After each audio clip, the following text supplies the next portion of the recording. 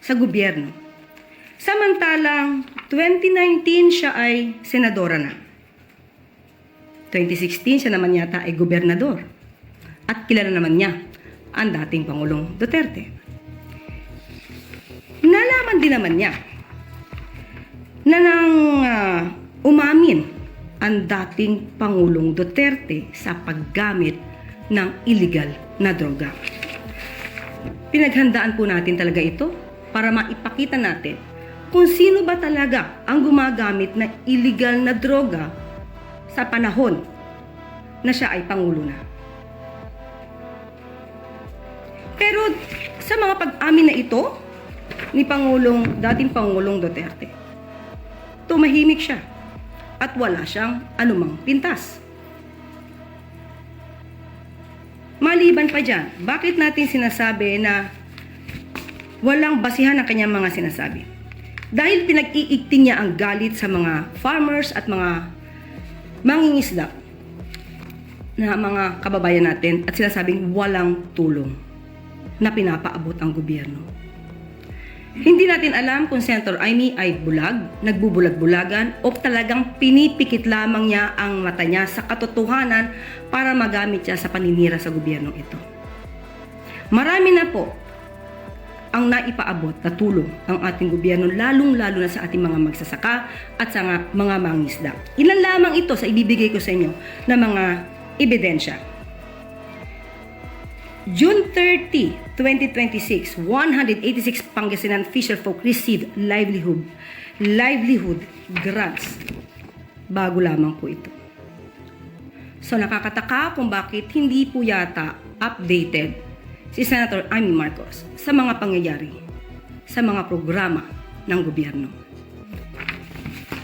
At April 12, 2026, PBBM strengthens support for farmers and fisherfolk. So ano po ang kanyang basihan sa pagsasabing hindi tumutulong ang gobyerno sa mga magsasaka at sa mga mangingisda natin? At ito pa po, June 12, 2026, PBBM Food Assistance Program reaches 703 Camiguin farmers, fisherfolk. So, hindi po ba mas nakakaawa ang mga taong nakikinig sa kanya? Dahil kung hindi magkakaroon ng pagsusuri ang mga nakikinig, ay talagang mananatili silang mangmang sa katotohanan. At meron pa po siyang nasabi patungkol sa nagkukunwaring hindi nakikita ang sambuntong na ebidensya ang dose-dose ng testigo. Itong baha at flood control na lulunod sa atin lahat. 2019, naging senadora si Senator Amy Marcos. 2020, uulitin natin. Umamin si dating Pangulong Duterte na marami siyang ghost projects. 2018, nagsabi si Congressman Andaya na maraming flood control projects na hindi maayos. Nasaan siya? Nagpa-imbestiga ba siya? So, ang nakaka lamang, bakit nung panahon kaya ni dating Pangulong Duterte, siya ay nanahimik? At ngayon lamang siya nag-iingay habang ang kanyang kapatid, si Pangulong Marcos Jr., ay masigasig na mapanagot ang dapat na mapanagot. Ang follow-up, may batayan ba o naniniwala po ba kayo na ito ay may bahid ng politika? Obviously, halatang halata. Alam naman natin kung sino ang kanyang ipinagtatanggol at sino ba ang nais niyang hindi na sana mailagay sa isang paglilitis. Follow-up question po, Ivy Reyes, Billionaire.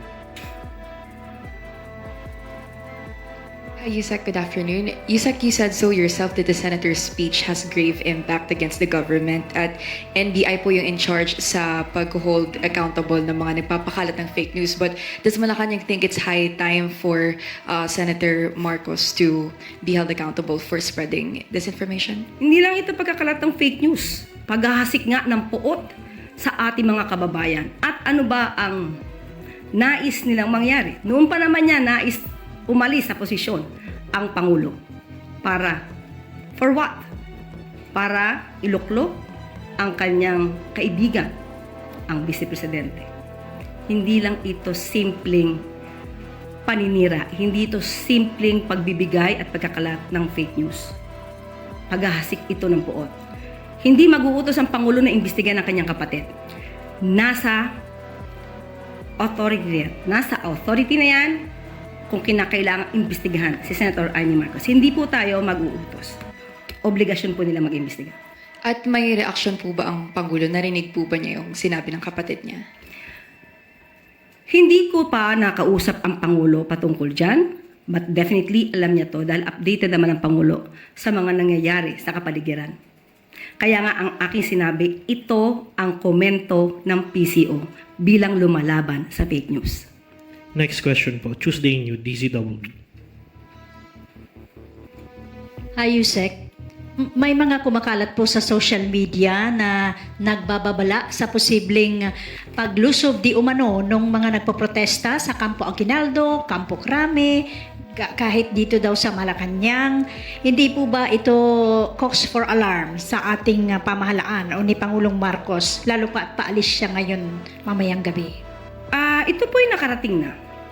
At kung ito man ay isang chismis, isang pananakot, hindi naman po ito isa sa baliwala lamang ng mga otoridad natin. Pero ang tanong, sino ba yung lulusob? Sino sa mga nagpoprotesta? Hindi naman po siguro at ayokong paniwalaan, ayaw naming paniwalaan na ang miyembro ng INC, no? Hindi namin paniniwalaan na miyembro ng INC ang siyang gagawa nito. Dahil sabi nga natin, ginagalang natin ang integridad, ang liderato ng INC. Hindi naman siguro ang purpose ng kanilang protesta ay mag-destabilize. Follow up lang po, ma'am. May direktiba po ba si Presidente hinggil sa bagay na ito sa ating mga otoridad? Sapagkat may iba rin pong grupo na nanghihikayat sa publiko na magsagawa ng sarili nilang mga protesta to the point na nagpapahiwatig ng pag-aaklas laban sa gobyerno. Hindi po ba ito nakikitaan ng Malacanang ng akto ng sedisyon?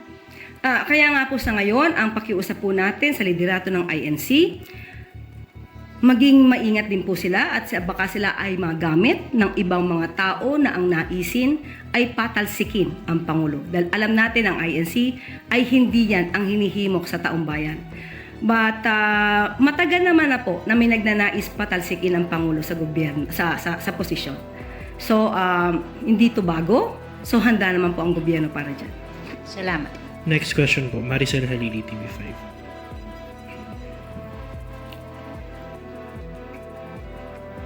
Good afternoon po, Yusek.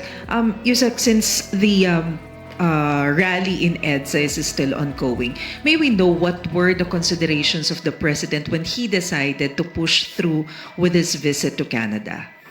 Naniniwala po kasi, naniniwala po ang Pangulo sa liderato ng INC na sila ay nagkaroon ng rally o sinasabing protesta para itaguyod ang transparency, accountability, at hindi po iyan isasabaliwala ng Pangulo dahil yan din po ang nais ng Pangulo. Kaya nga po siya nagpapaimbestiga dahil kanya pong pinapaigting ang transparency at accountability. So kung ito po ang nais ng INC, matagal na po itong ginagawa ng Pangulo.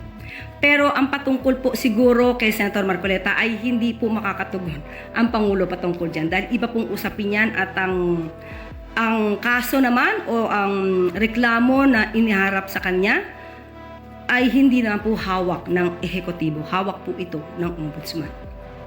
So the President does not see any reason to cancel his trip? Kasi matagal na rin po itong nakaschedule at kailangan din po niya magtrabaho. Hindi po kasi siya pwedeng pahintuin lamang na mga bulong-bulungan na merong lulusob sa Malacanang, na merong gagawa ng destabilization. Hindi po magpapahinto ang Pangulo sa kanyang pagtatrabaho para sa taong bayan. Pero iginagalang natin ang liderato ng INC at hindi tayo naniniwala na sila ang magiging nasa likod ng destabilization. And ma'am, what are the gains that we expect to get from the visit of the President? Opo, hiningi ko na po ang mga highlights na mangyayari sa Canada mula sa DFA. At ito po ang maibibigay namin sa ngayon. Unang-una po, ang pagbisita po ng Pangulo sa Canada ay para mas paigtingin pa ang magandang relasyon sa bansang Canada. At nanatiling masigla at matatag ang samahan ng Pilipinas at ng Canada. May ilang mga formal frameworks of cooperation at iba't ibang kasunduan ang inaasahang ilalabas sa pagbisita ng Pangulo, lalo na sa mga area ng energy, natural resources, trade and investment, labor and migration, tourism, culture and the arts. Nakatakda rin ang dumalo ang Pangulo sa iba't ibang business meetings at private sector engagement, partikular sa pakikipagpulong ng Pangulo sa economic players ng Canada sa larangan ng mining, IT, and business process management, telecommunications, nuclear energy, and financial services. So, ito po ang mga maaaring maganap sa pagpunta ng Pangulo at pagbisita sa bansang Canada. Sorry, last na lang po.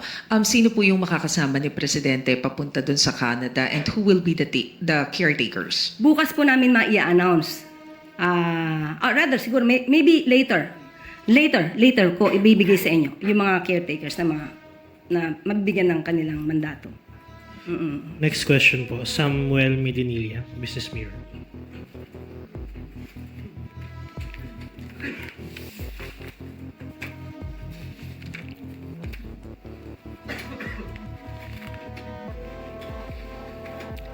Good afternoon, ma'am. Ipa-follow up lang po namin if may decision na po kaya si President Marcos doon sa